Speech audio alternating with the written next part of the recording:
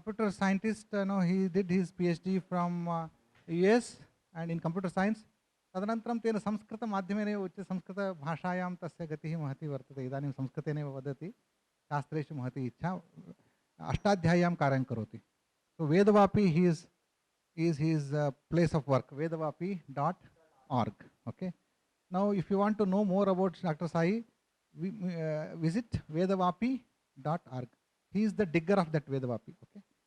So his team, I should introduce Dr. Shiva, right?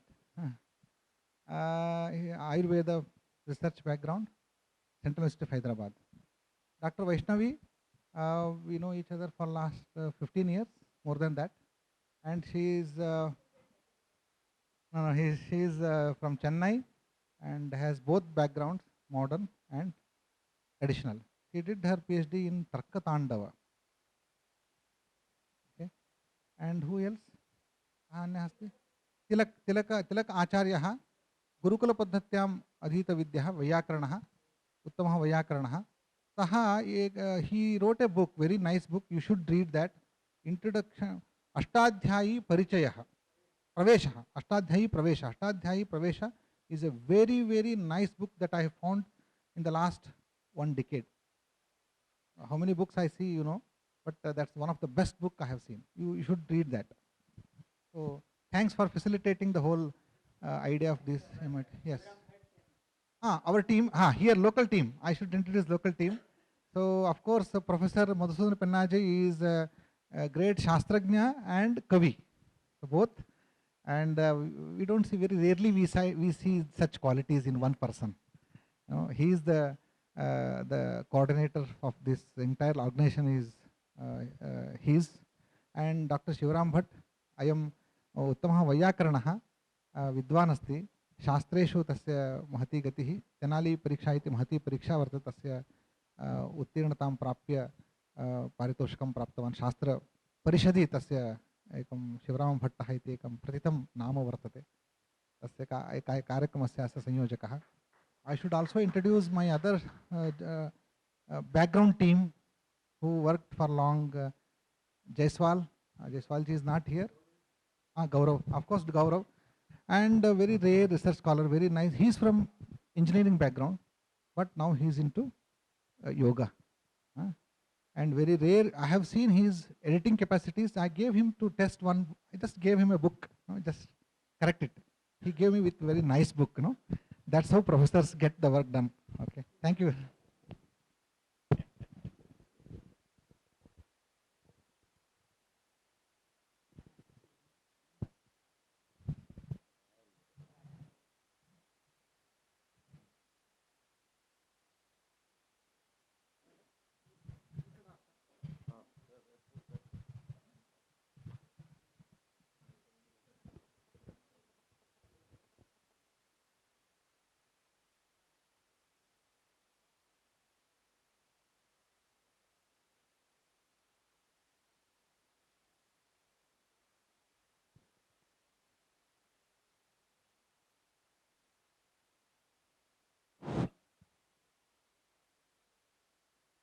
Namaste, all of you. Today, I was able to see Professor Varakedi's academic leadership. Earlier, I knew him as an organizational leader. His is a Midas touch, golden touch. Whichever organization he touched, it turned into a great place, and he took every place from the scratch to the high pinnacles. And both Professor Penna and myself know him from Sanskrit Academy at Hyderabad. It was an obscure, unknown place hanging in some remote part of OU campus, Usman University campus. And it became such a famous place now all over the country, all because of him. And those days we knew him as a leader, changing things from nothing to everything. But now I see him. Today's keynote address that he was giving was really a mind exploding foundation, philosophical kindling, igniting that he was doing through such foundational uh, thoughts that he was providing.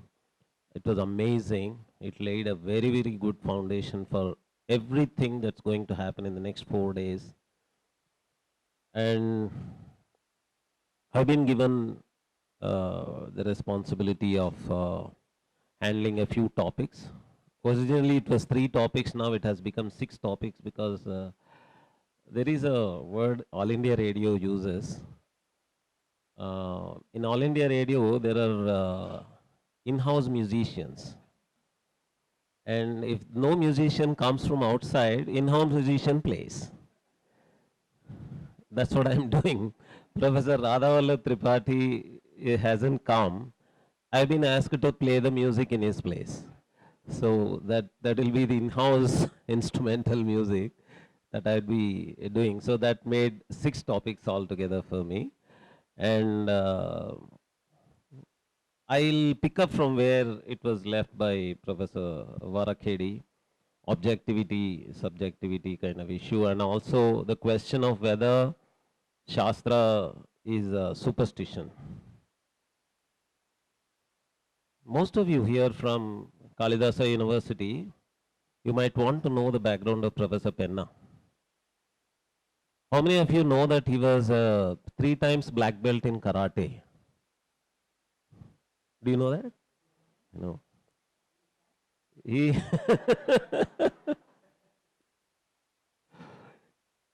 he was known to me that way. He was in the city of Hyderabad, one of the very, very rare martial arts artists and fighters. And then I came to know about his Sanskrit background. He was a teacher along with in a junior college, in intermediate college. And about superstition, my topic is superstition. He was an atheist. When I met him, he told me that he doesn't believe in any of these things, Shastras or tradition. He was learned in Shastras. By the time he already had his postgraduate degree in Sanskrit, Shastras, everything. But then he was telling me, all this looks to be irrational for me. And I'm an atheist, I don't believe in God. And we have Nirishwaras, we have Nirishwara Darshanas. And Nirishwaratva is not any hurdle for explaining facts. Right? Without Ishvara, we can explain so much. And I told him the same. And then we had a discussion on Chandogya, Madhuvidya. I just told him, okay, if you don't believe in anything, believe in the sun that you have there. Then he said, yeah, that's a good idea. And because he knows, he studied Shastras, he said, yeah, now I remember Madhuvidya.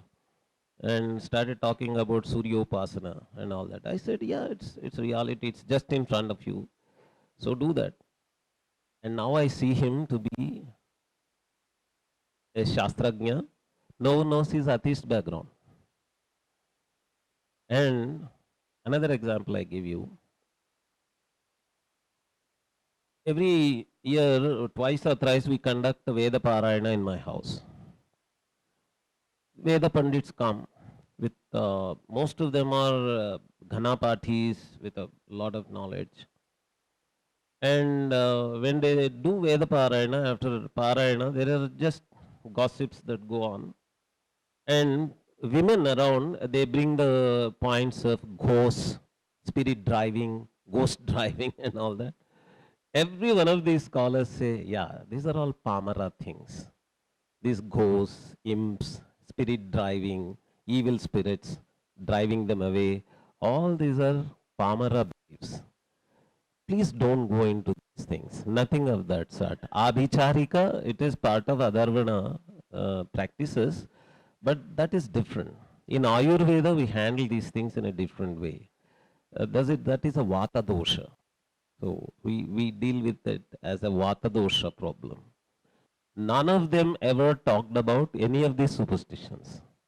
None of them ever believed in these things. I never saw a Shastragnya believing in any of these cat crossing across your path. It's a bad omen. or three people going, not three people going. If I invite three Vedic scholars also, they come. And if I say, sir, you are three pundits, is it okay? Fourth scholar has to come. They say, these are all Pamara beliefs. We don't have any of those beliefs. So all of you must know and tell it, propagate it all over the world, that superstition is not the characteristic of a Shastric scholar. I have never seen a Shastric scholar, I have never seen a Vedic scholar having any kind of superstition at any point of time. And they ridicule superstition, they pity people having superstition. Only one thing that I see in them and I don't see in these left liberal gangs is that these left liberals make fun of people having superstition, ridicule them, haunt them away and all that. These Vedic scholars, like Vyasa was, are compassionate towards them. They are empathetic towards them.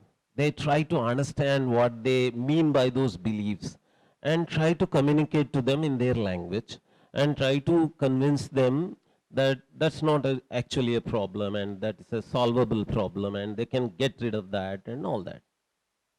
Whereas here in the Western way of looking at things, you have this condescension that, oh, you guys, you are superstitious, I have to tell you what's right and all that. That's not there in Shastric scholars. I never see that kind of a condescension over a Pamara from a Shastric scholar. They understand that a Pamara way of looking at things also is a way of it's also a valid way of looking at things. Okay, so so much for superstitions and Shastra. And Dr. Sai Susarla has titled various sessions, and according to his title, the general title for the sessions that I am going to handle is Indology, Cultural Context of Indic Research. I think Professor Radhavalla Tripathi also was given this cultural context of Indic research only. Let us talk something about this cultural context of research. Does research have cultural context? Entire contemporary world, contemporary research methodology world doesn't believe in that. They don't believe that there is a cultural context behind research methodology. For them, research methodology is, after all, research methodology. It is just research methodology. Research is basically research. How can there be a cultural aspect of research? There can be research about culture, but there cannot be a culture of research or cultural background of research, right? Because research, after all, is objective. The word that he was using, it's objective. So when it is objective, how can there be a cultural background? There is an email list called Indology, which is full of Western Indologists, majority. Some of us also, Professor Varakedi, myself, and we are all there on that list.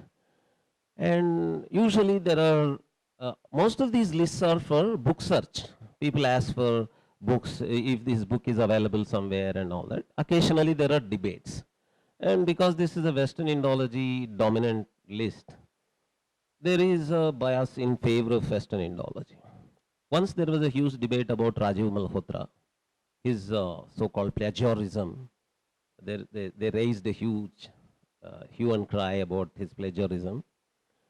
And during the debate, there were many words coming up, many new concepts that were raised. And one of them was reverse gaze. You know this word, reverse gaze? This was used by some Afro-American anthropologists.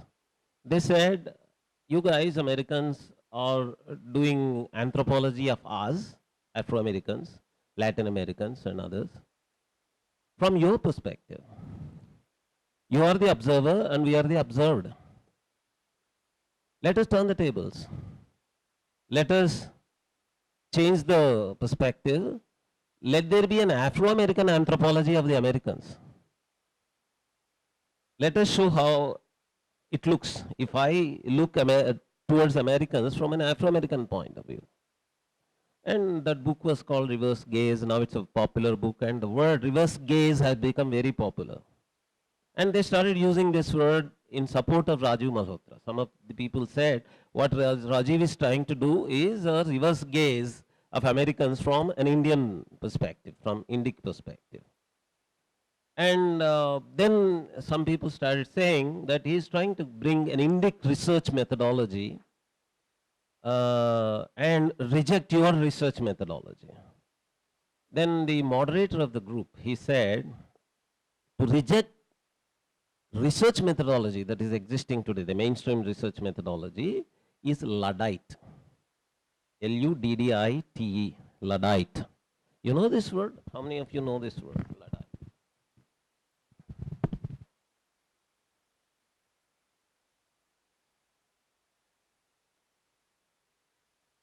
This word Luddite, it seems, even I didn't know at that time, it seems, is used in reference to a person who rejects modern technology, industry.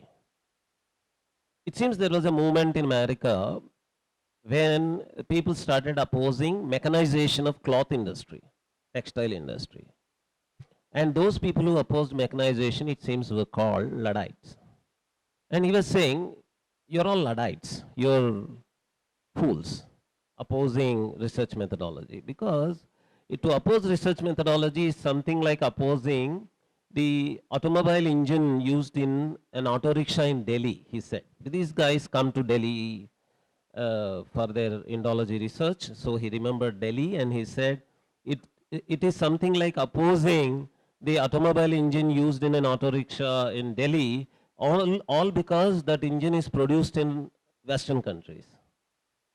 So simply because research methodology has been produced in Western countries, you are opposing it, though it is as neutral as the automobile engine of this auto rickshaw.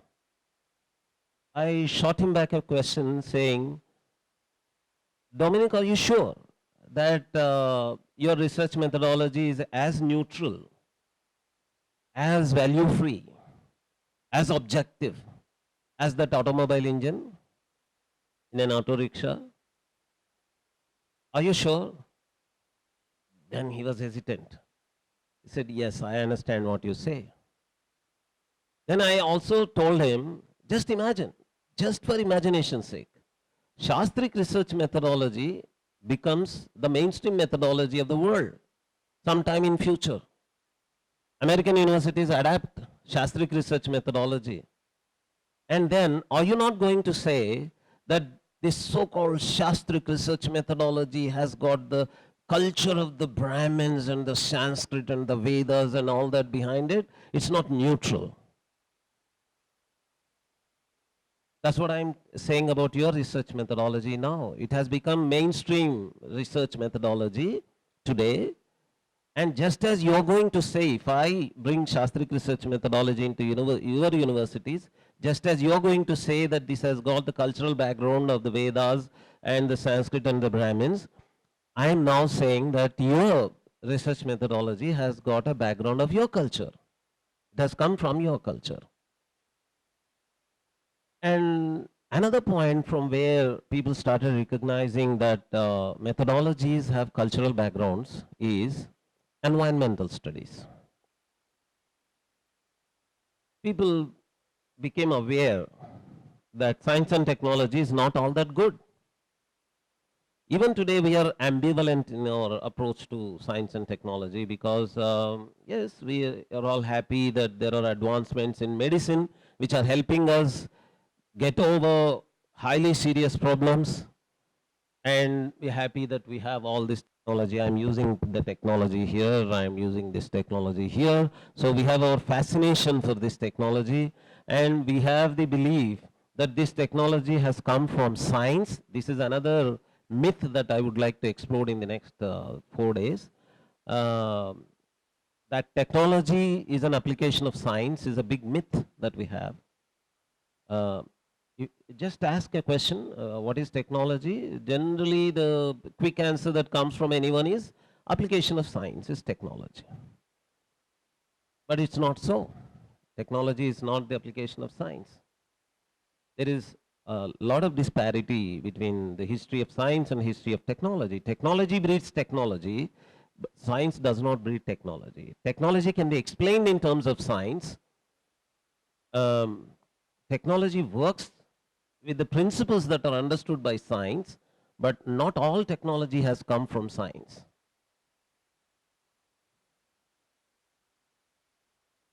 Yes, technology, necessity is the mother of invention.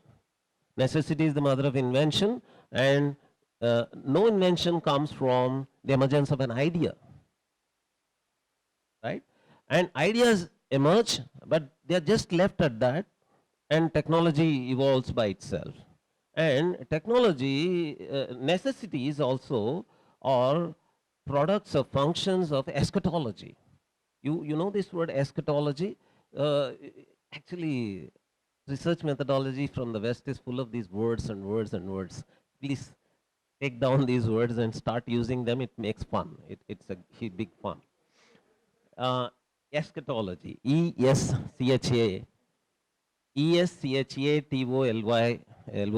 eschatology is a group's, societies or individuals' goal of life. What's the goal of life? Purpose of life. Okay. So your perception of about your own goal of life is called eschatology. Okay. So your eschatology drives your necessity, and your necessity drives your technology. So technology is a function of your worldview, basically. So it's not a function of science. Science has its own process of evolution, ideas emerge.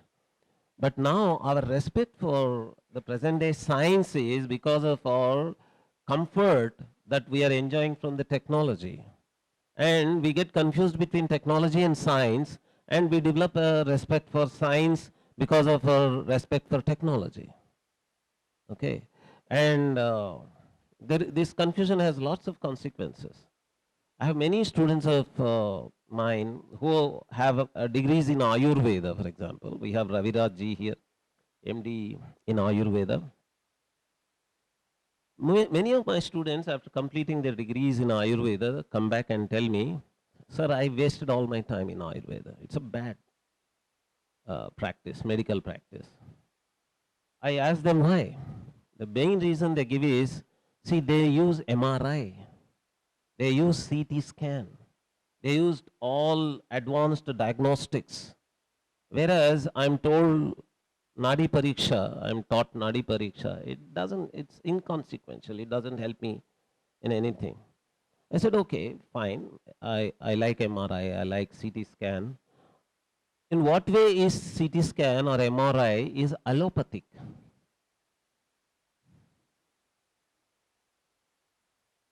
Does it belong to allopathic medicine, or does it belong to physical science research? Basically, it's a technology coming from physical science research. In what way is it related to allopathic medical philosophy? In what way can we say that it is owned by allopathic medicine, or is it is part of allopathic medicine? It's technology, it's not science. Ayurveda is a science. And English medicine has to be a science, and to be a science, it has to have its own philosophy of medicine.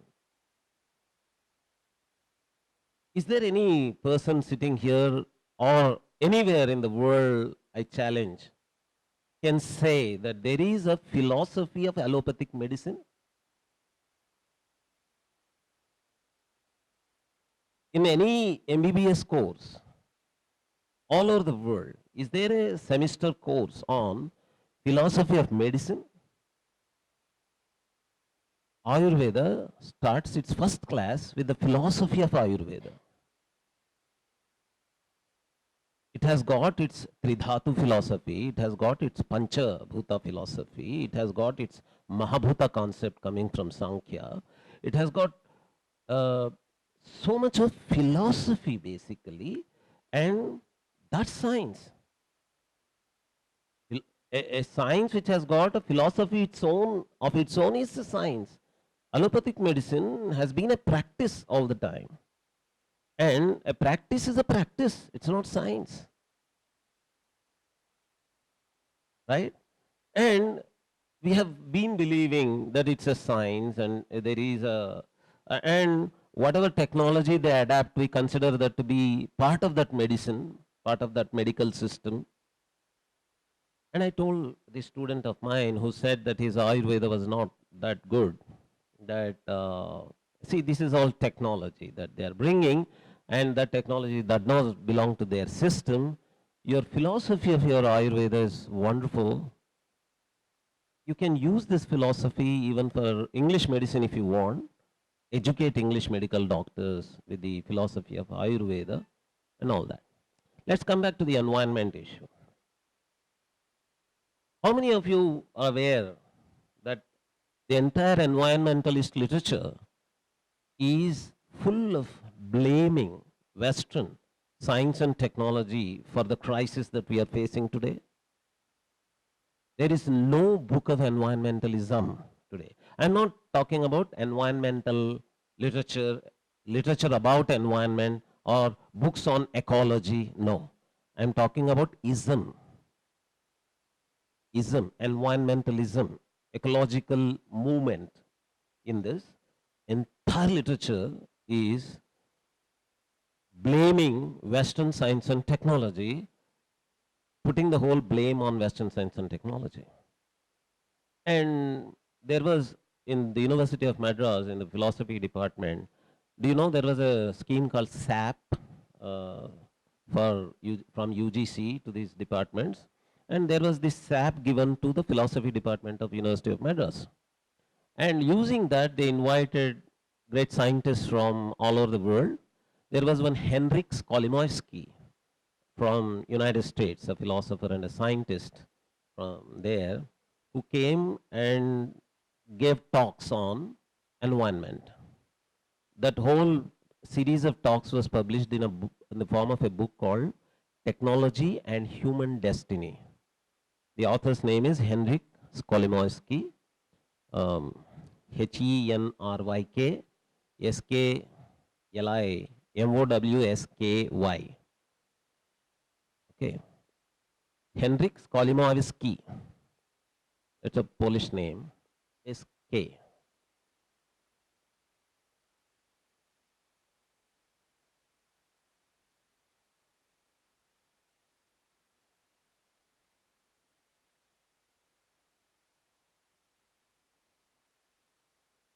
Skolimowski. Mosky. He, in the very first chapter, takes up the topic of the so-called objectivity of science and says that please forget the so-called objectivity of science. If it would have been objective, it would not have led to this crisis.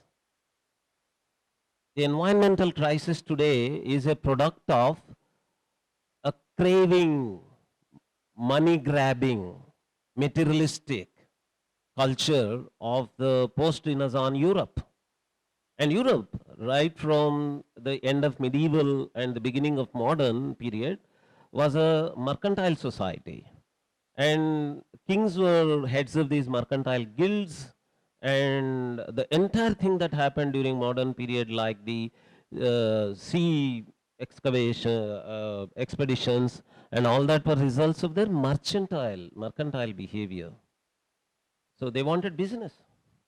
And for that, they came. And all the fillip that came for industrialization in Europe was because of their interest in business, in marketing, in producing more, in manufacturing and consumerism and all that. So they said that this ruthless and senseless consumerism, senseless industrialization is the source of environmental crisis, and that senselessness in that is the worldview, their eschatology. They were not conscious of what was going on, what were they doing to the nature.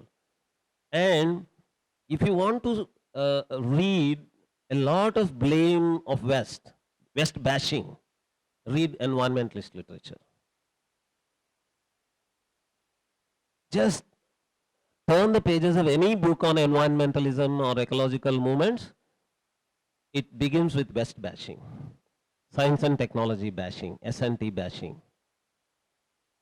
And you know, an article by one Lynn White Jr., an American historian, is the most notorious now in Christian circles because he came up with an article called Roots of the Ecological Crisis.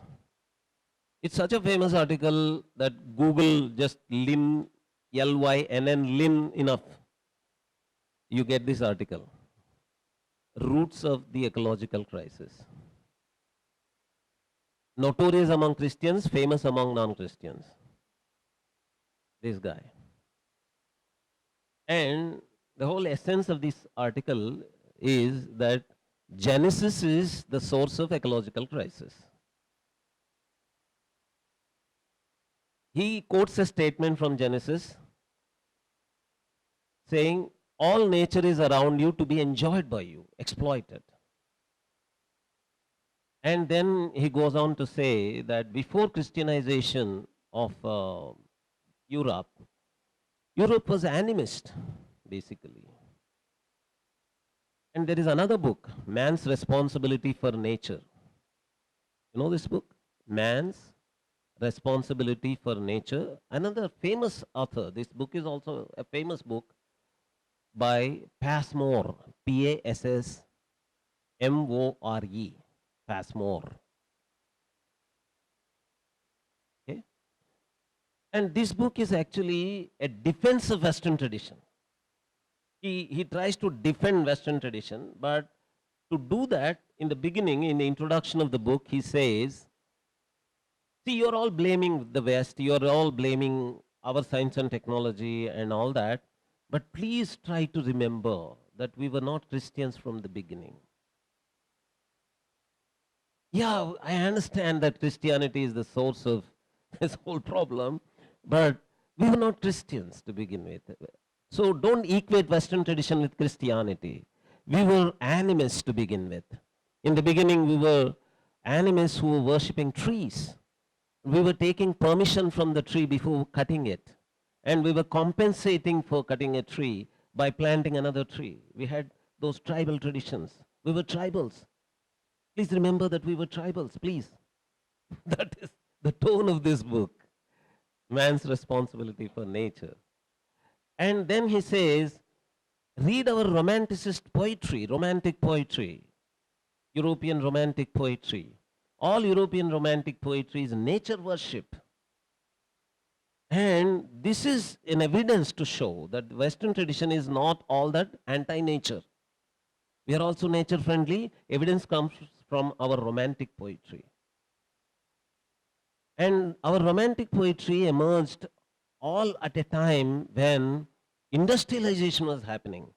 Technology was attacking nature. Because we were inherently nature friendly, our nature friendly spirit came out in the form of our romantic poetry. So please evaluate European culture, evaluate Western culture on the basis of our romantic poetry, please. Not on the basis of technology that we created and destroyed nature, he says. Please read this book, Man's Responsibility for Nature. Genesis is the word from the Holy Book. Yeah, so. See, I thought I should not elaborate and give the details of the whole thing, which is already well known. It's taken for granted story. God creates Adam, and when he creates Adam, he gives the Garden of Eden, that piece of Garden of Eden for him to play. And so at that point in the story, God says, this has all been created for you to enjoy. Okay, so whether it is the right interpretation or wrong interpretation, we are not going to the details, but Lynn White attributes the whole ecological crisis to that attitude of anthropocentrism. The man, remaining parts of nature is not independent, it's not great. it's human supremacy over the other kinds of nature. It is anthropocentrism. Okay, this anthropocentric view, he says, Lynn White says, has come from Genesis. And because after all he is also a Christian, he doesn't end the article with Christian bashing or Christian blaming. He comes up with solutions and saying Saint Augustine is a solution. You see, there are very great theologians who came later to the emergence of the Holy Book. And you have Saint Francis of Assisi, you have Bonaventure, you have Mr. Ricard, all these various theologians who came up with new interpretations of the Bible, which are, Mr. Ricard is like Advaitic way of interpreting the Holy Book. And you have Saint Francis of Assisi, uh, another author during the same time, Cousins, who visited University of Madras at that time. He was writing a book called Global Spirituality Towards the Meeting of Mystical Paths. In that book, he compares Saint Francis of Assisi to Ramanuja. He says it is Vishishtadvaita kind of Christian theology, and he compares Mr. Ricard to Shankara and says it is Advaita kind of Christian theology. And you have Saint Augustine, who interprets nature friendly, in a nature friendly way, Genesis and all that. So you have that kind of a defense, apology coming from Christian side after so much of bashing has been done uh, against Christianity, that it is responsible for the ecological crisis, and it is Protestant thinking that is responsible for the emergence of this kind of history, for example, we have the sociology that we are doing today. All this has been proved today that it has got Protestant roots in it. And Catholicism is responsible for the acts of Genesis destroying the world. And once these kind of things have come, now there is no longer a belief in the objectivity of science and technology. Today, no one believes that science and technology was so neutral, so value free. It now it is taken for granted all over that technology basically is a product of culture. It's a function of culture. Science is also a product of the eschatology that you have. Though it looks as though you are just finding out things, you are finding out those things you want to find out. And you want to reveal those things which you want to reveal. You don't want to find out those things which are not useful for you. So, for example, whatever amount of things that you might say in favor of atomic explosion, nuclear fission, whether it is responsible for the weapons that we use today or not, but that revelation, that bringing out of the idea that there is a possibility of a fission or a fusion, the weapons were created after all. And then you might say, no, at that point, that was not my interest and all that. But that has created the weapons, and it created a possibility of nuclear holocaust that we are all shuddering today, even to imagine that would happen, right? We are not ready for that.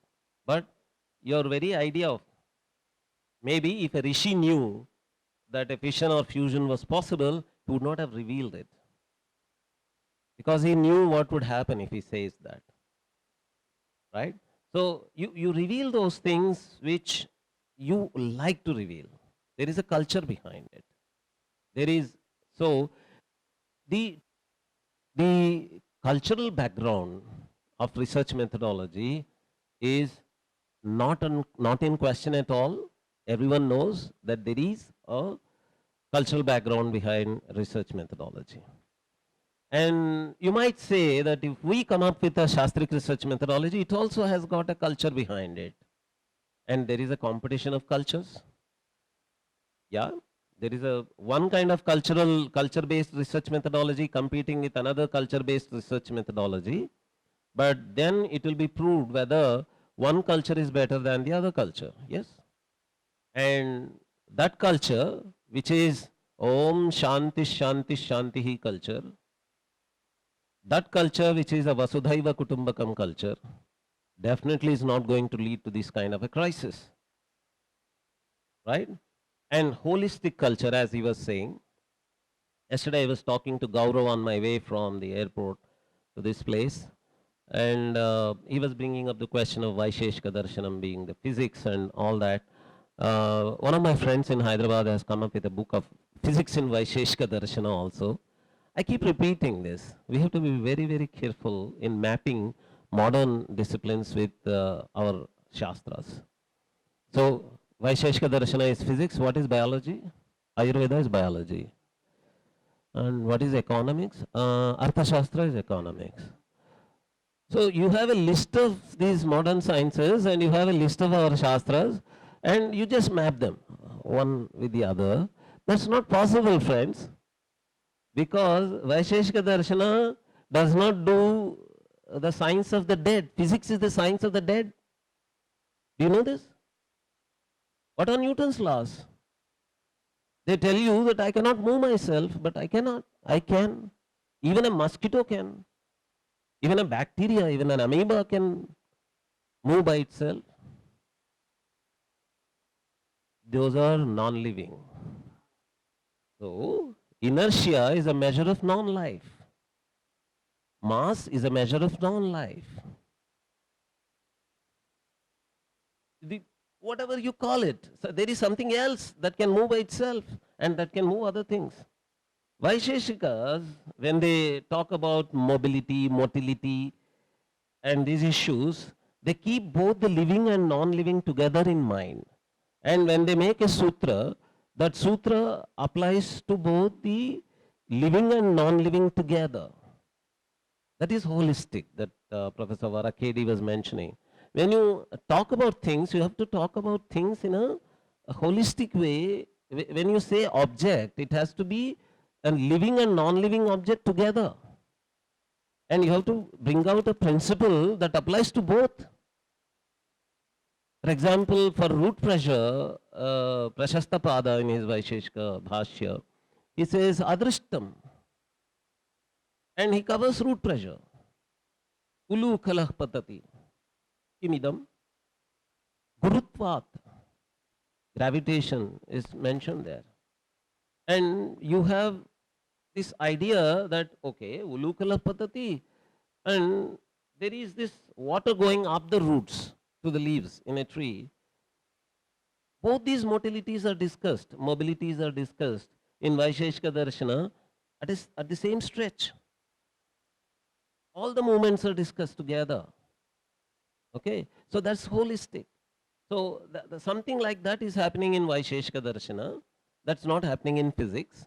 So we have to understand that this mapping cannot be done so hastily. You cannot do a hasty mapping between our disciplines and their disciplines. Okay?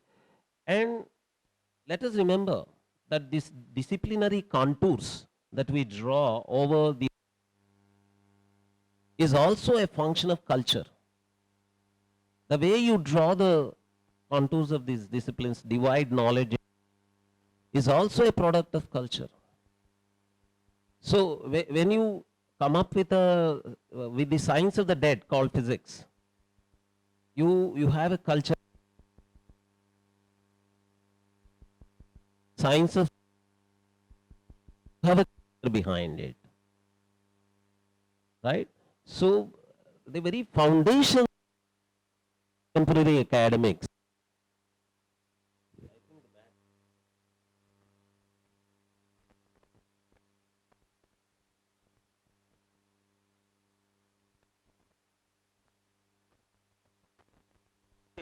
is controlled by culture.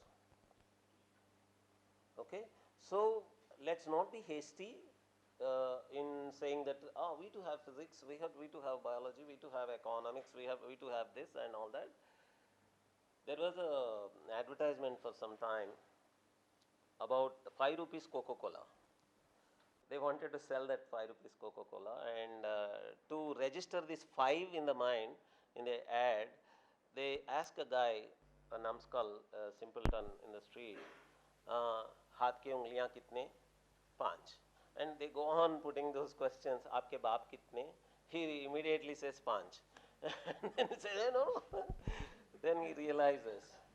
So similarly we can say Vedas have everything. Vedic sciences have everything. Vedic sciences have economics. Is there economics in Vedas? Yes.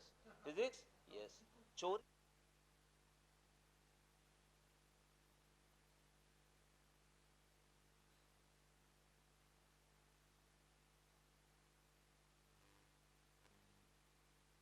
Science of chori for a very long time.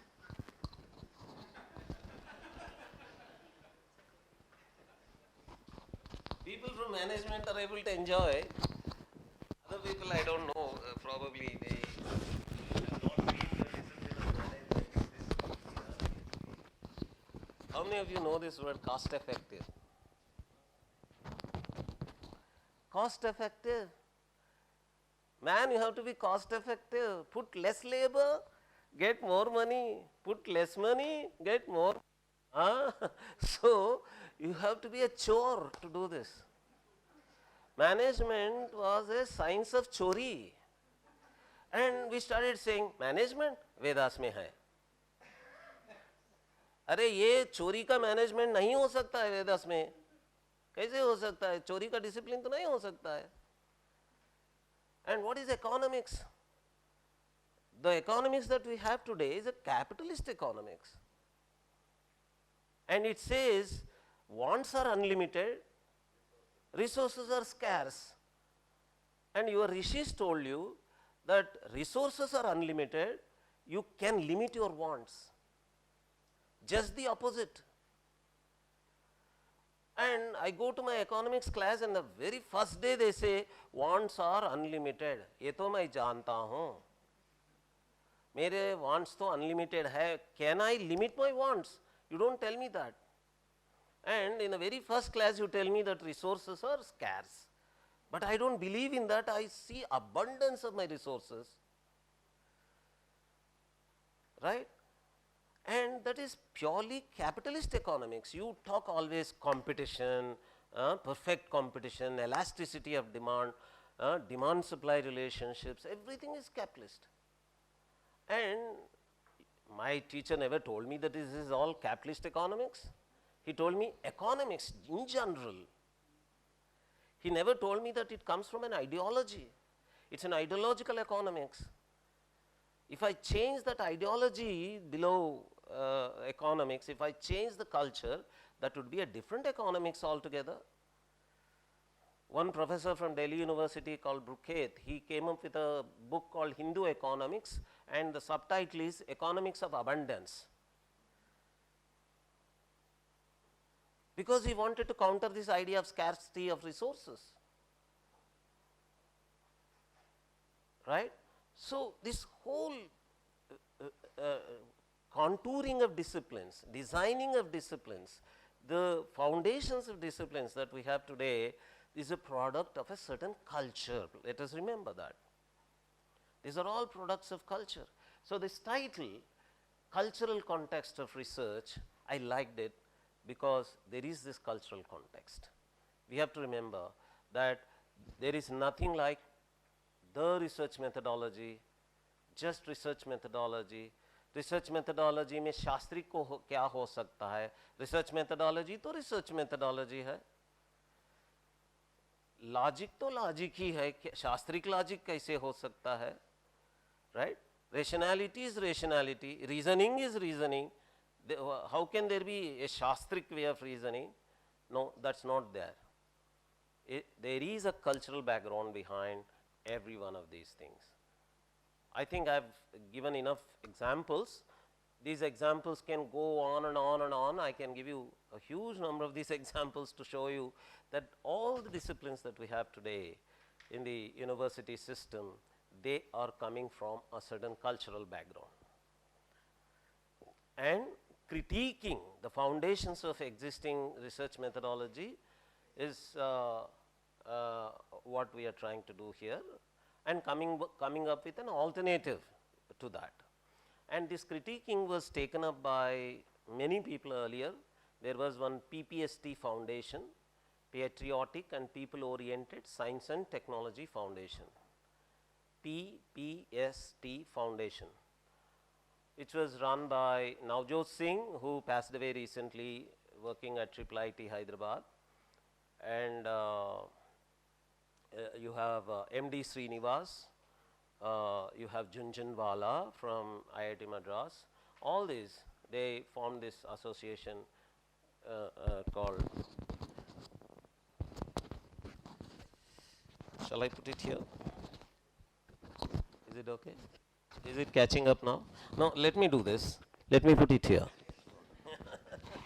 Okay, so Jhunjhunwala and all these guys together, they came up with this PPST Foundation, Patriotic and People-Oriented Science and Technology Foundation, and then gradually it faded away. And Navjot Singh, he went to IIIT Hyderabad, and there he started a center called Center for Exact Humanities. Oh, great. Exact Humanities, Professor Varakedi is part. I'm excited to know that. And this Center for Exact Humanities, on its motto, it says that the goal of this center is to critique the existing foundations of research methodology of social sciences and humanities. And he did in his own way. Professor Navjot Singh at IIIT Hyderabad, until recently when he passed away, he, for example, he was focusing on dharma towards the last stage of his life. His concept of dharma and his critiquing of the existing sociology methodology, and particularly law. He was focusing on law along with another professor of law called Surendra. He was focusing on the foundations of existing law from the dharma point of view. Okay, so there were attempts to critique the existing social sciences and humanities methodology by several different people. There were attempts during the British time by the scholars of that time, the Indic scholars of that time, but they were not all coming up with coherence in the form of discursive books. Most of them were articulated through, say, for example, narratives like fiction, short stories, and plays, and several different methods. They critiqued the existing, at that time existing, colonial historiography, for example. The foundations of colonial historiography were critiqued by the nationalist historiographers, who were branded as nationalist historiographers. But there was a critique done. We should know that. We should know that a critique was already done. And a critique of nationalist historiography was done by Marxist historiographers. Once you have sequence,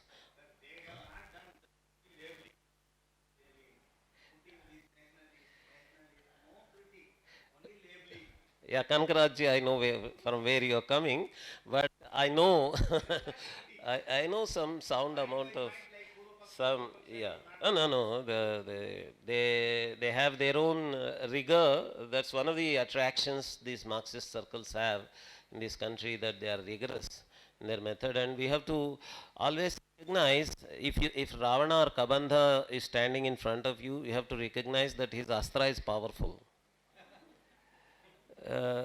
See, thinking that Ravana and Kabandha has come with just a stick in his hand, you will not be able to break them.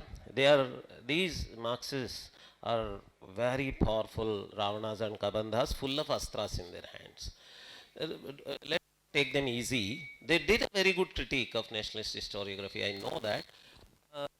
But the point is that we have in this philosophy of science, modern philosophy of science, is that something is countered, a new theory is proposed, a new law is proposed, the old one is dead. So now that Marxist historiography has come into existence, nationalist historiography has to be dead.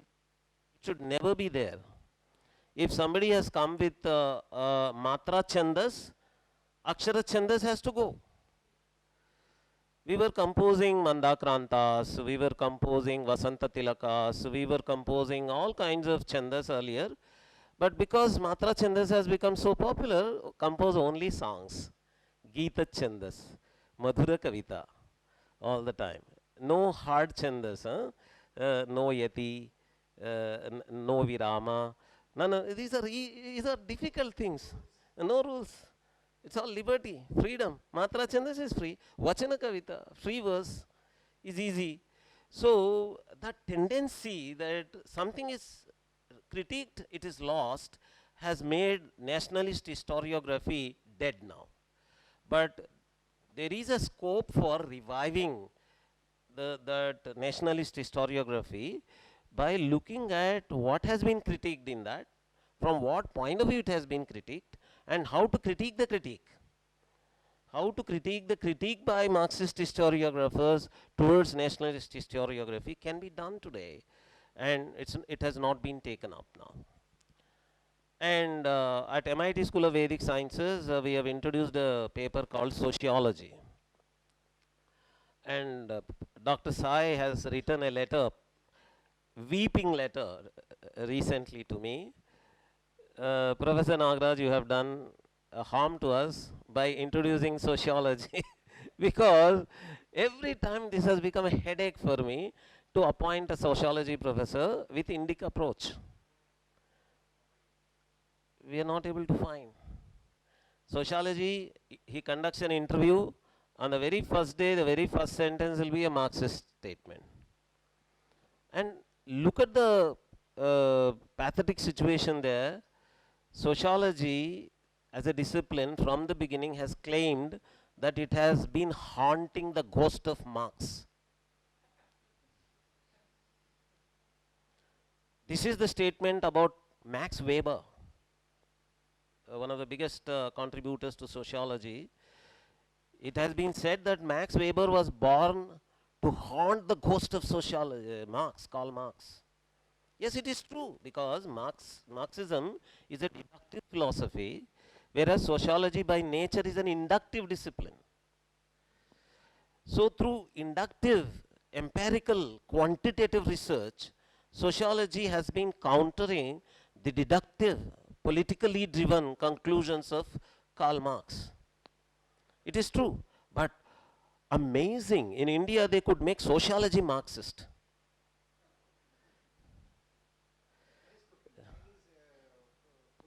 Yeah, it's a very good combination of Marxism plus sociology. It's not possible, but they did. And they created Marxist sociologists here. And Dr. Sai has been finding it very difficult to appoint a sociology professor, all because the candidates who apply, on the very first sentence during the interview, they come up with Marxist statements.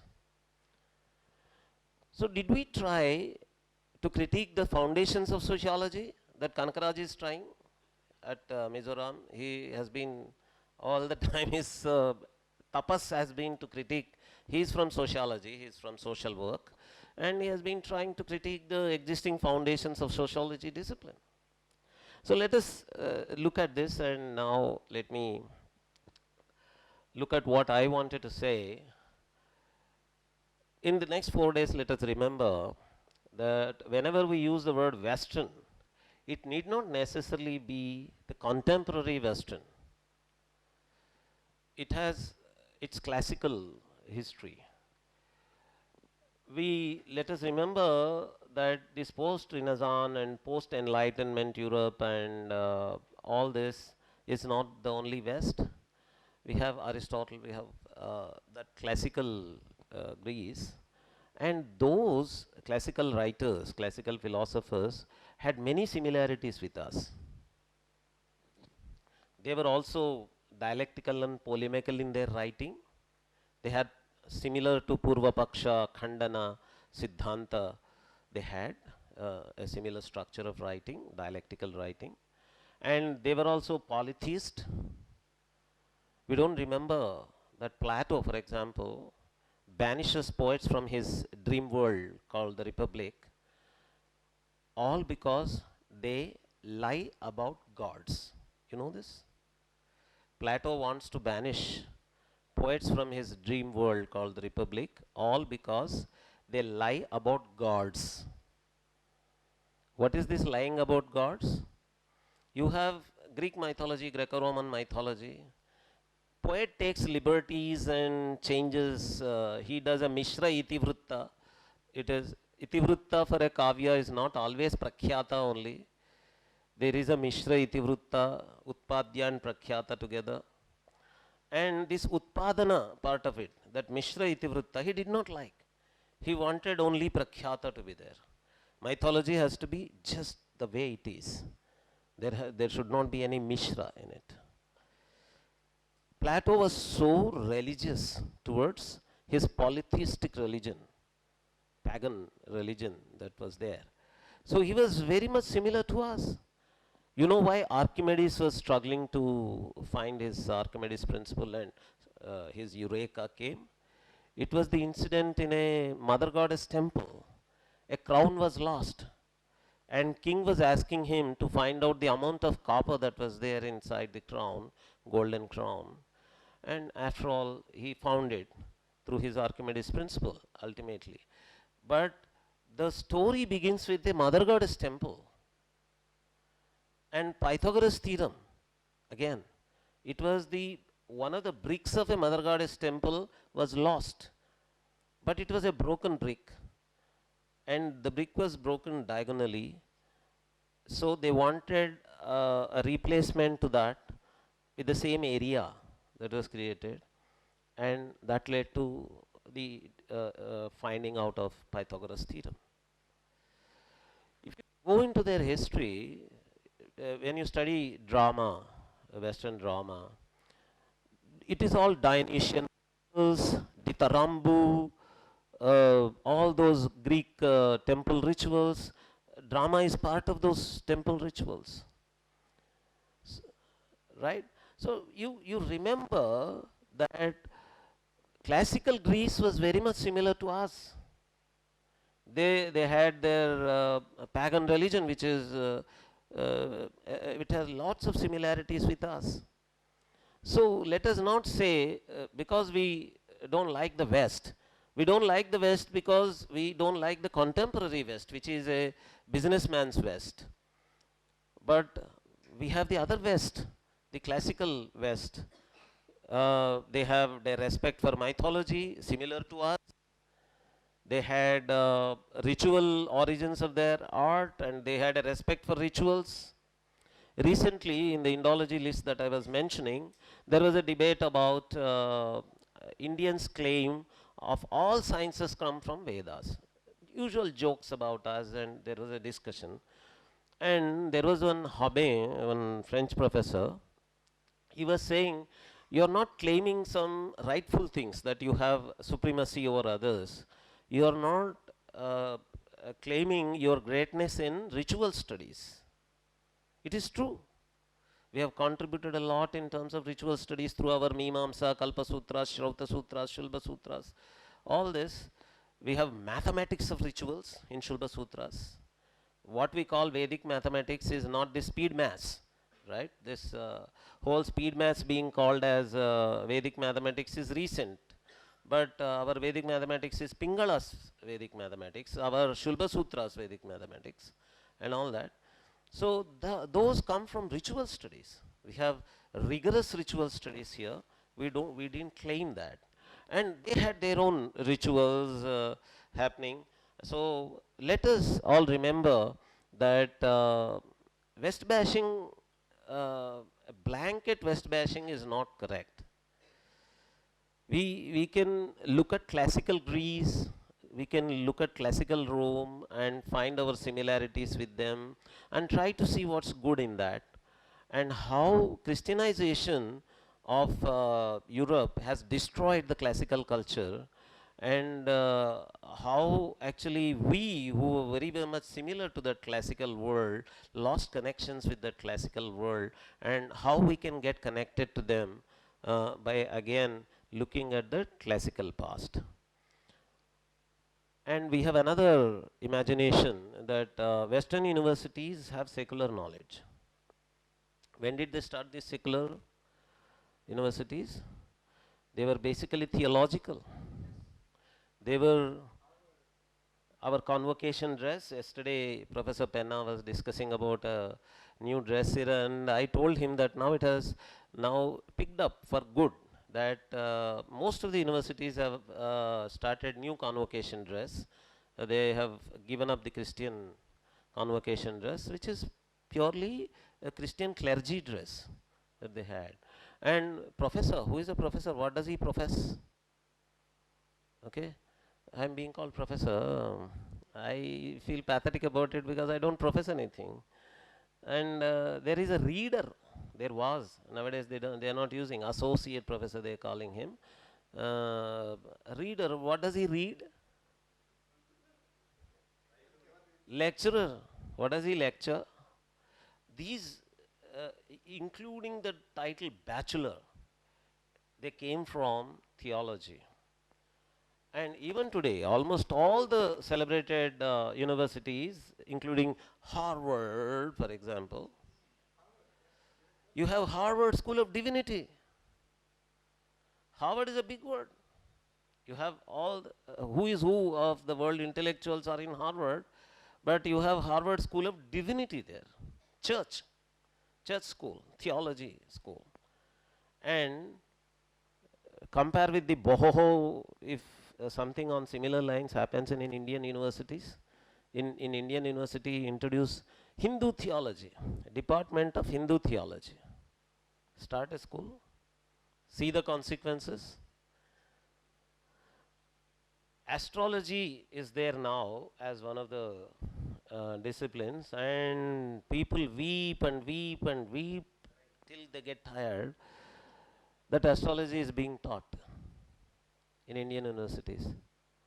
Astrology is much better. It is based on astronomy, and there are some calculations. What calculations are there in theology? And theology schools run there, and we do not know that.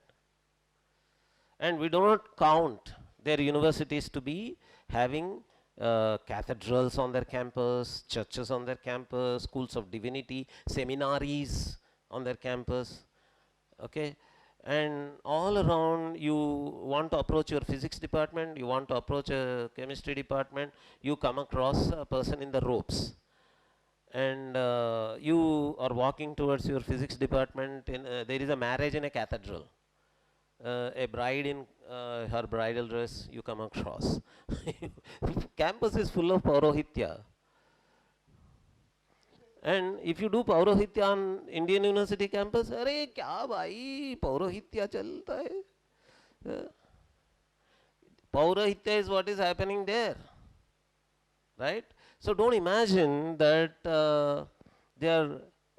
those are pure secular universities, rational universities and all that. Yes, it is true that they want to distinguish themselves from the school of divinity, they want to distinguish from the theology school, and yeah, distance. They just want to say, I'm not a theologian, I'm not a Christian anymore, but say something about Jesus and see the consequence if he's a Christian or not. I did that. I did that on several occasions. I made some statements about Jesus. This neutral, anti-religious professor says, oh, that's not fair. That's not fair. What's not fair? I just said, there was a discussion in this list when they said that Indians are cannibals. And the Indian members of the list started saying, see, please don't do that, don't talk about cannibalism in India and all that. And they quoted Aghoris, okay, and said, you are cannibals. The best method I knew was to quote from Smithsonian magazine that Europeans were cannibals. There was an article in Smithsonian magazine that once Europeans were cannibals. And there are articles and articles about cannibalism in European folk tales and fairy tales and all that. I quoted all of them. And towards the end, I said, Jesus asked people to eat his flesh and drink his blood. Jesus asked people to eat his flesh and drink his blood. You know this? They're still doing, but okay. Yeah, they eat his flesh and drink his blood. And immediately, all these neutral professors, They started saying, that's not fair. That's not. And you can say, just because some Aghori in Benares goes into a burial ground, you tell me, you call all Indians cannibals, that's fair. But I say a statement, a very clear statement from the Holy Book that uh, Jesus asked us to eat his flesh and drink his blood, it's not correct. So, this whole pretension of I'm neutral, I'm anti religious, I'm a scientist, I'm a left American professor, this is not so very true. They have their own Christianity inside them. What is science and scientific? When you say something from Indic knowledge perspective, Shastra, talk about Shastra, some Shastric idea, usual response comes from your own children at home. Is it scientific? Is it proved in the laboratory? Is it proved through an experiment? What is scientific? Why should it be scientific? Why should it be scientific? What is science? Should I prove a law of economics through physics? Elasticity of demand proved in a physics laboratory. Is it possible? Why should my Shastra statement, which does not cover any issue of physics or an experimental issue, should be proved in a physics laboratory? And my rasa theory has to be proved by a neurologist. रसा is रसा भाई, आंखों से पानी निकलता है, सात्विक भावास are there, and a neurologist has to tell me from where this water is coming, from where these tears are coming.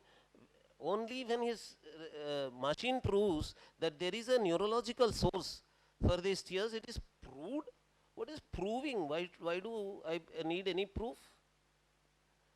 Let us all remember, proofs, the so-called business of proofs, is ridiculous on the customer side.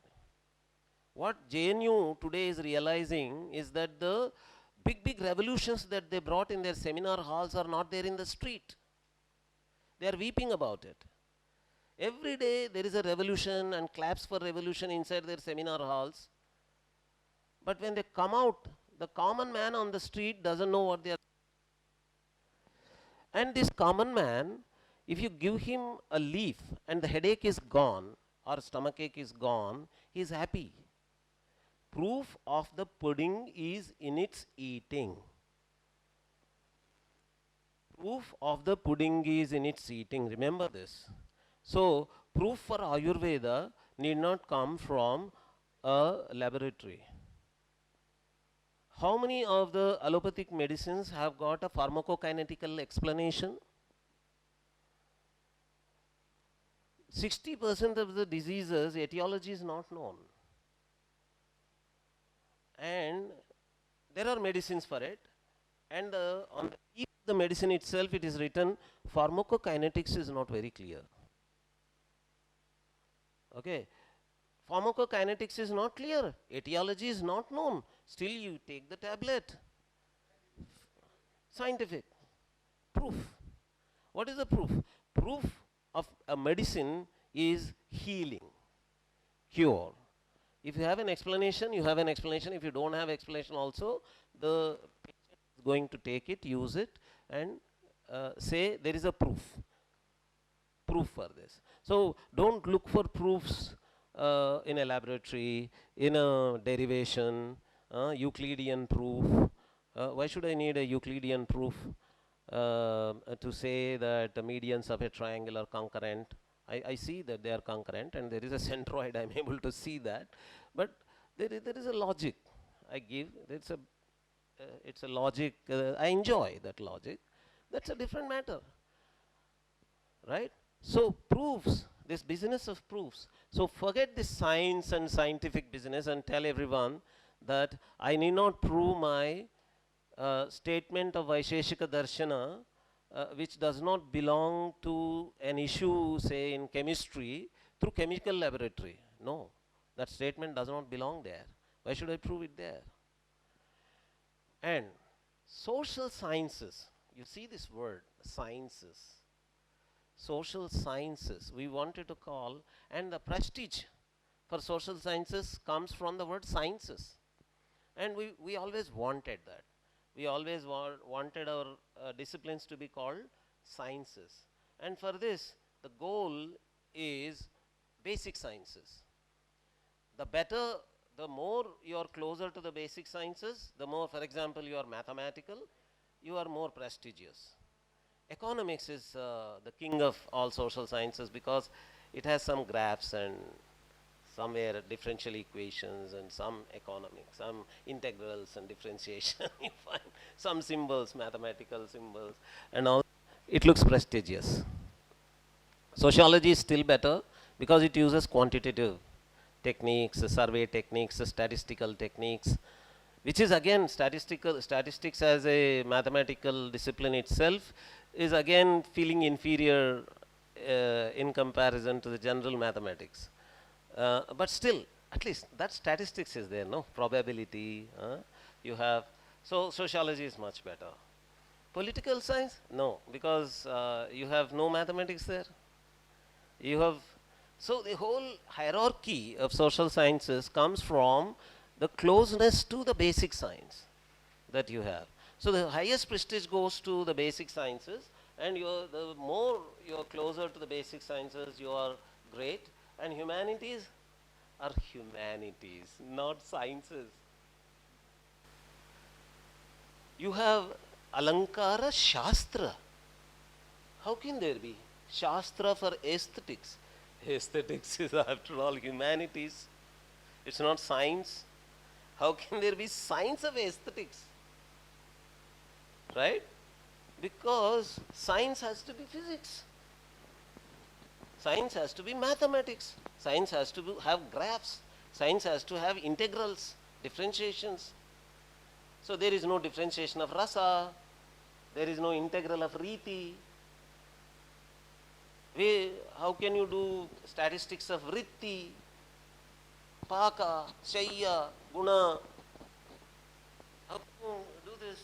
So because you cannot measure any of these things, how much amount of kadali paka, how much amount of draksha paka or narikela paka? There has to be a quantifiable entity of that. If it is not there, there is no science of Alankara Shastra. So Shastra is not science because Shastra talks about everything, even Alankara. So it cannot be science because this whole business of sciences and then calling some other disciplines as humanities without the word sciences itself has got this hierarchical system. They use the word caste system as a replacement for hierarchy, but let us have it on some other day. Hierarchy or stratification is not the defining feature of caste system. So for Indic's sake, all of you, please don't replace hierarchy with caste system all the time. Okay, caste system is not a hierarchical system to begin with. Hierarchy is a different system, caste system is a different system. Hierarchy has been imposed on caste system, that's a different thing. Hierarchy can be imposed on any social order for that matter. Hierarchy inside the university, hierarchy outside the university, hierarchy in the office. Hierarchy is a different system. It's a ranking, social stratification. It's an independent system. But here you have that kind of stratification of disciplines, and then you had this Kant, Immanuel Kant from Germany, one of the Romancist philosophers of Germany. Do you know that he talked about truths of several kinds? Poetic truth, religious truth, scientific truth, and said all of them are equally valid truths, and don't compare scientific truth with religious truth, poetic truth, and artistic truth. This kind of philosophical discussion happened in Immanuel Kant, and they don't tell you that. That always they say that a truth claim, I think I'm audible,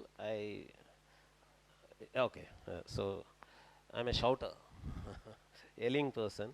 So uh, this Kant, for example, Immanuel Kant, he talks about multiple truths. They don't tell you about that. And they say, because your religious pursuit, religion itself is a problematic word, but your religious pursuit, because it does not compare or in consonance with scientific truth, it is not valid.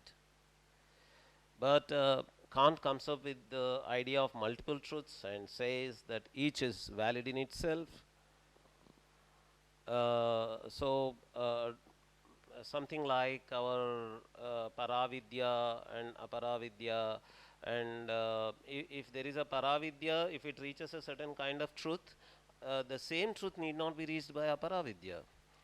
There is something very similar to that. And postmodern people, they criticize, for example, Descartes, for example.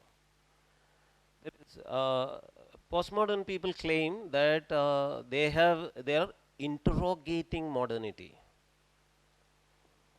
Okay, all of you please note. Postmodern is interrogating modernity. Okay, and here we are comparing ourselves, measuring ourselves up to modernity and saying how modern I am. Am I modern enough?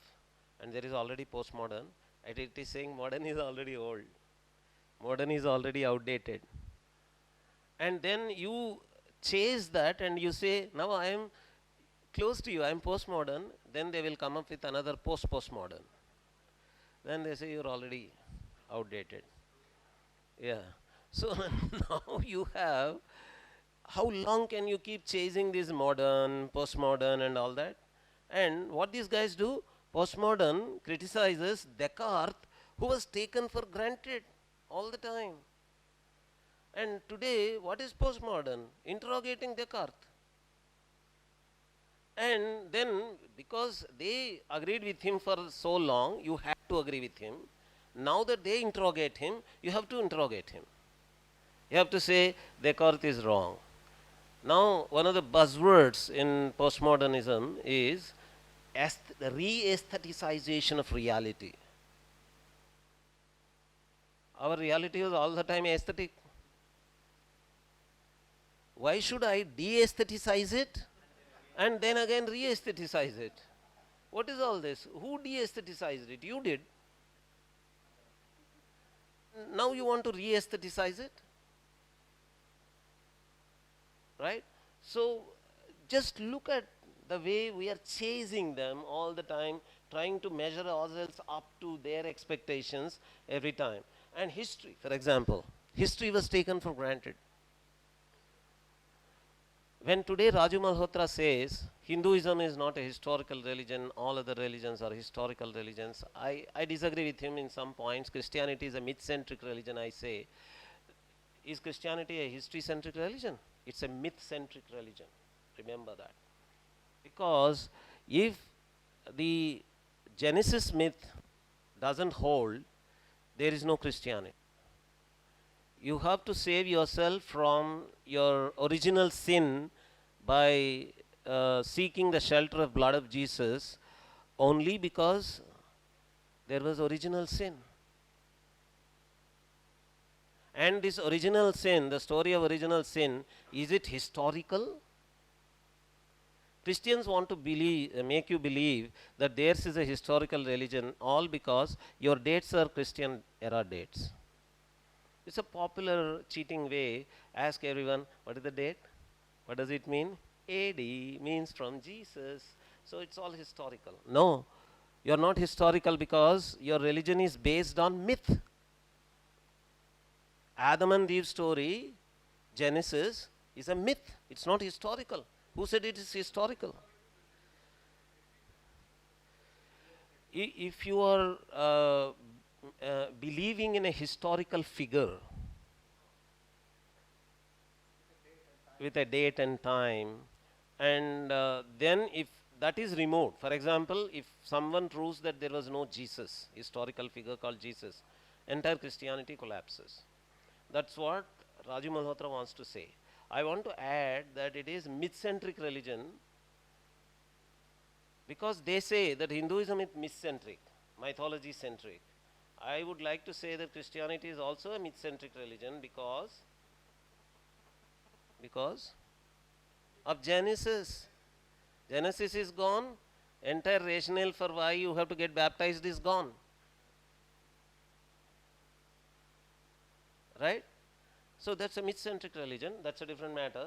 But history, when it is questioned today by, say, Vishwa Adluri, for example, Joydeep Bagchi, for example, and many other Indic scholars today, they question the very Balagangadhara, S.N. Balagangadhara. They all question the very foundations of the discipline of history itself.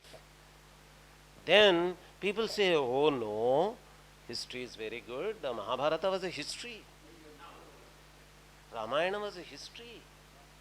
S.N. Balagangadhara, when he says that Mahabharata is an itihasa is different from history, people are not ready to listen because history is a prestige. If it is not historical, gone. Right?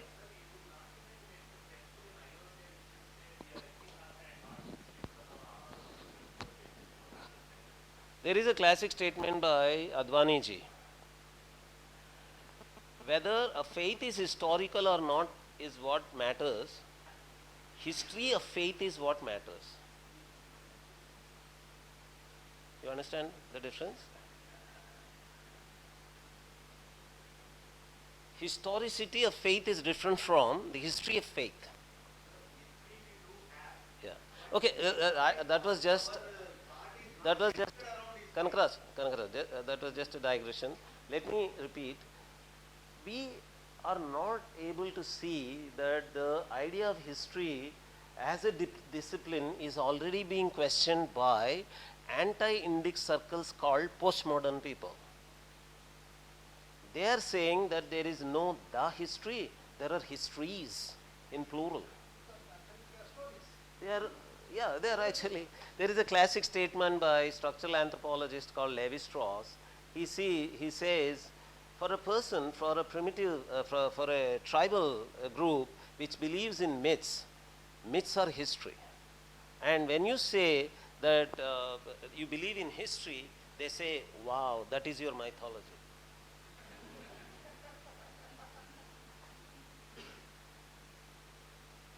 You understand? This is a classic statement by Levi-Strauss, the structural anthropologist. He says, your history is mythology for the tribals, and their own myths are their history for them. Okay? So these multiple ways of looking at the past and mythologies being compared to history as one way of looking at the past, itihasa being one of the ways of looking at the past, these kinds of critiquing the very foundations of history itself is not happening. In our circles, we have imbibed the foundational nature of history so much that it has to be historical. Yeah.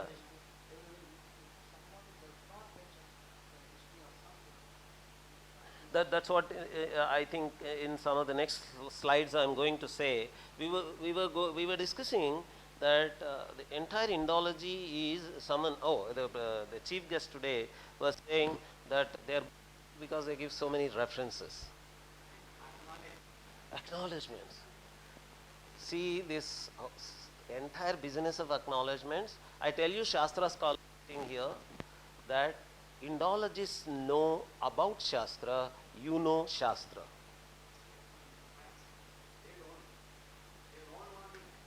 Remember?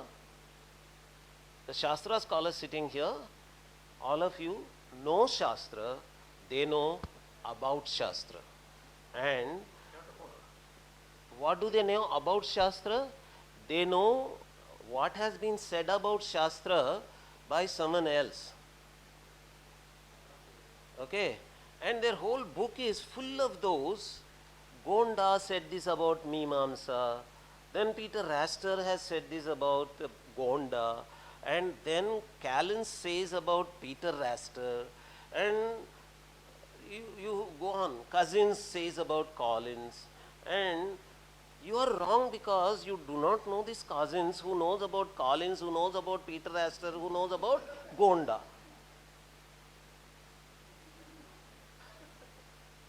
Why should I know? Not only you are plagiarizing, you are not scientific. What is scientific? You should know that X has said this about Y, who has said this about Z, and who has said this about A, and who has said this about B, and who has said this about C. I should know about that original fellow who, after all, said that there is a discipline called Mimamsa. Finally, when I go to that fellow, the original fellow, the classic statement by him is that there is a Shastra called Mimamsa. After all, he agreed that there is something called Mimamsa, and I should know that. Right? So that is history. Why there, and they nowadays use another word, historical critical method. They added the word critical to that. And you have to be historical critical in your approach. And this whole references business is a historical critical. And you have to have that historical critical understanding that it's not that, for example, various Rasanishpatti Siddhantas or Rasa Sankhya Siddhantas or what Sri Shanku Bhattanayaka said, what Bhattalolata said, what Abhinavagupta finally ended up with countering Bhattanayaka, this is not history for them. What Cousins said about Abhinavagupta and what Collins said about Cousins' words about Abhinavagupta and what Astor said about Collins' words about Cousins about Abhinavagupta, that's historical critical for me. Why should I know? And how can I know? How can I know everything that is said about Abhinavagupta? Then I should keep track of their journals, international research journals. I have to keep track of that, and then I have to keep. That forces you to buy their journals. That forces you to buy all the literature published there, and that forces you to follow the happenings in the universities, university circles. And then once you follow that whole track, you are into the trap already. In a way converting, but see, the word they use for this is body of knowledge. There is a body of knowledge. Mimamsa is not body of knowledge. About Mimamsa is the body of knowledge of Mimamsa. The shock of my life I got when they called one of these scholars Mimamsaka.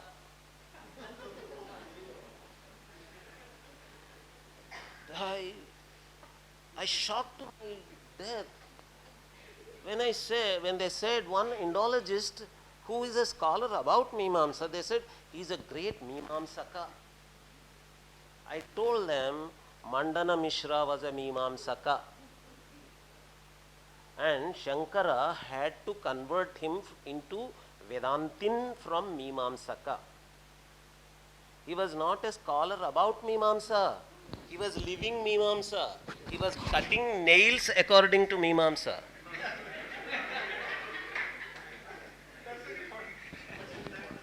Yes, when he touches his mouth, he used to wash his hands according to Mimamsa. He used to sit in a Mimamsa posture. That was Mandana Mishra. And we had Vireshwara Shastri Dongre in Hyderabad, a great Mimamsa scholar. He was not a Mimamsa scholar, he was a Mimamsaka. Because he lived it. He lived Mimamsa every day. When they choose Pitadipati for Sringeri or any other such math there, they look at whether Mimamsa is being lived by them or not. how are they, what do they do after wiping their mouth? Are they immediately washing their hand properly or not? Is one of the tests to become a Pithadipati there. They live Mimamsa. We live Nyaya, for example. Nayayika is not a scholar of Nyaya. Nayayika is a person who lives Nyaya, who believes in, like Udayana challenges God, I made you live here. Udayana said in front of Sri Jagannatha that, see Jagannatha, I am the one who made you live here. He believed in it. He is not a Nayayika to do Nyaya, Vakyartha on the stage. So for us, Shastras are our life, we live them. And they say, I am a Nayayika. Because he knows Nyaya books.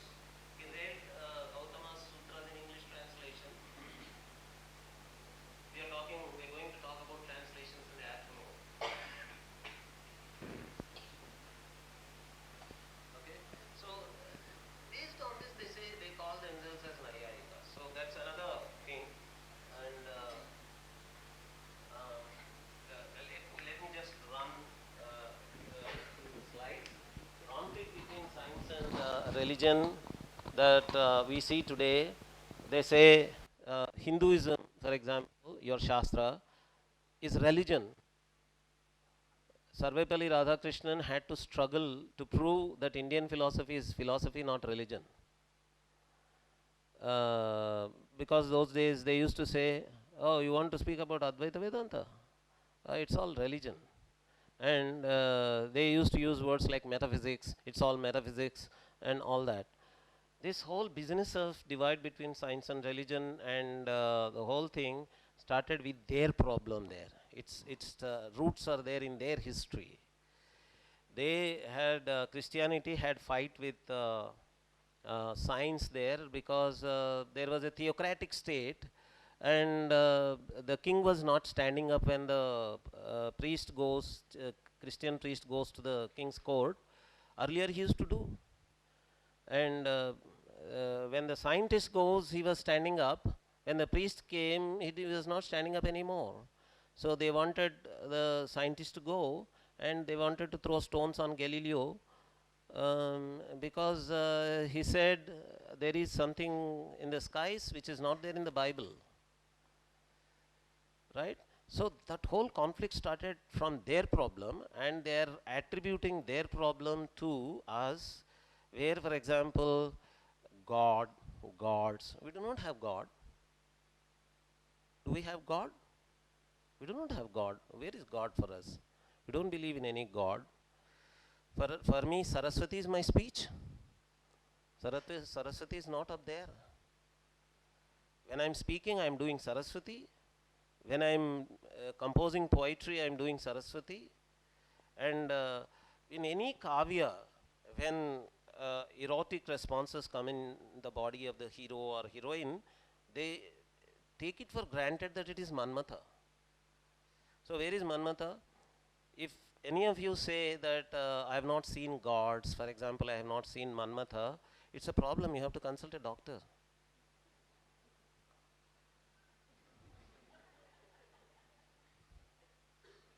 You have all seen Manmatha, you have all seen Rati. Right? And that's a very concrete example that I am giving you. From there, you can go to any other god, you have seen them. Agni is there. Agni Vaishvanara.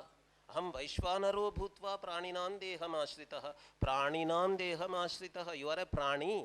If you don't say that I have Vaishvanara in me, I am not experiencing Vaishvanara in me, you are not a prani.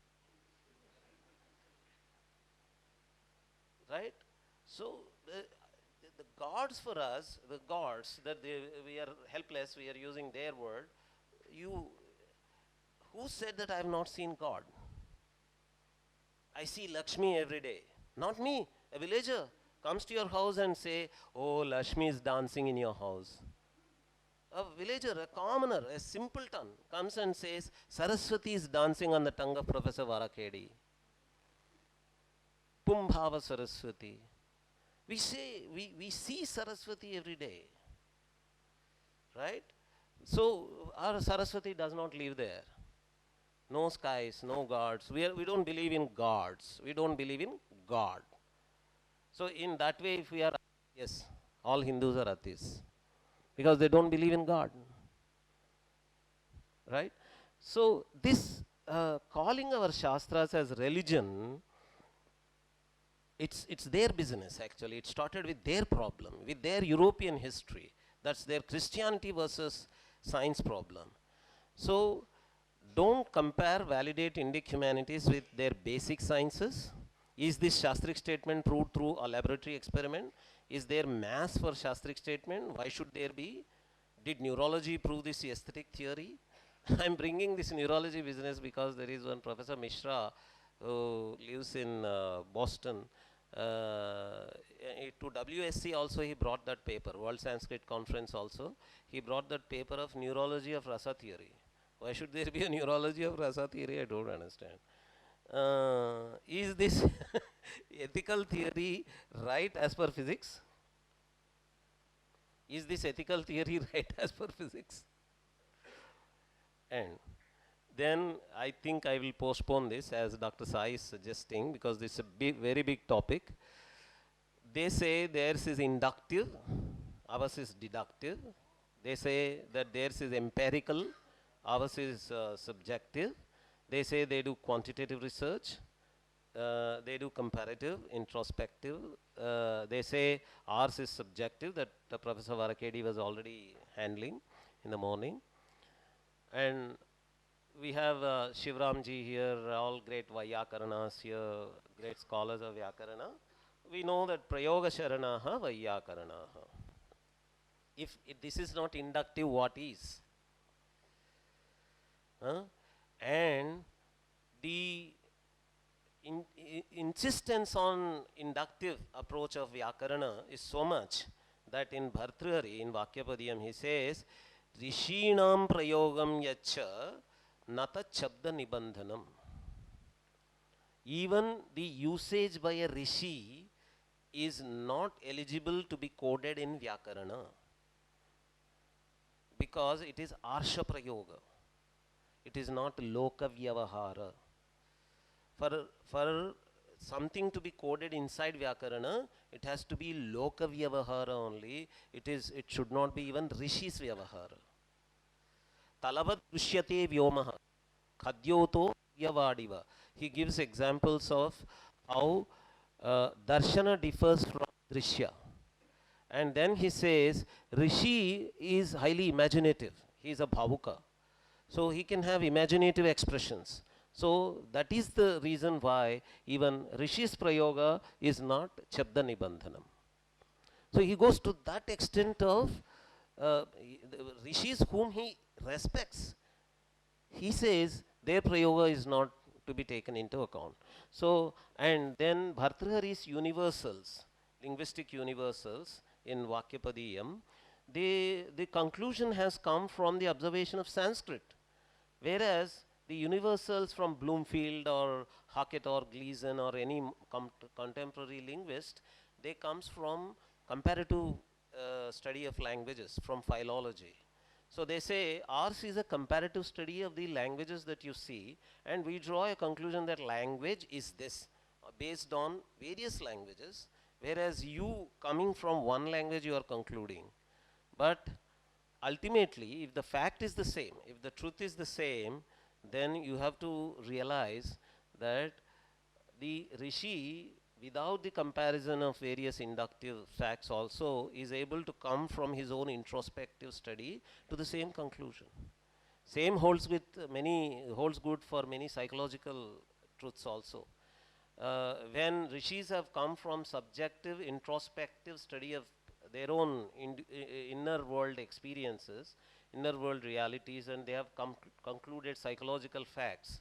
And if you are coming out with your own psychological facts based on your quantitative statistical studies and research, if they are matching, that itself is a proof to say that there is a possibility of a person introspectively studying himself or his own personality and coming to the same conclusions that you could come through your experimental research or statistical research. So there is all these, let us take in a greater detail, synchronic versus diachronic, and Shastra versus about Shastra, I already touched upon it.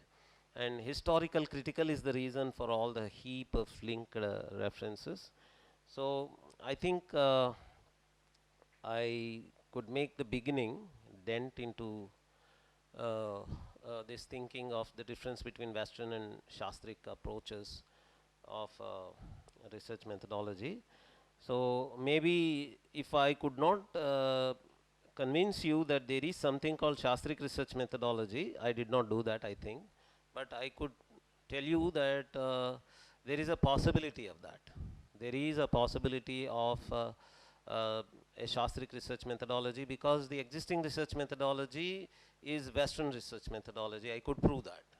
There is a cultural foundation of Western research methodology. So if I use the word Western research methodology for the mainstream research methodology today, I'm not wrong. This I could convince you. Thank you.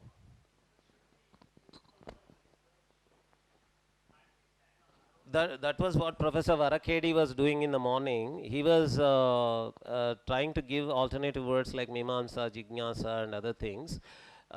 This would be the conclusion by the end of the fourth day. Let us see, but see, after all, at the end of the day, we are going to communicate with the mainstream world. So then we have to, at least for the sake of that, we have to keep these words. In postmodern literature, in Derrida, they use a word under eraser. So every word, at the end of every word, under eraser, they say. So all these words are under eraser.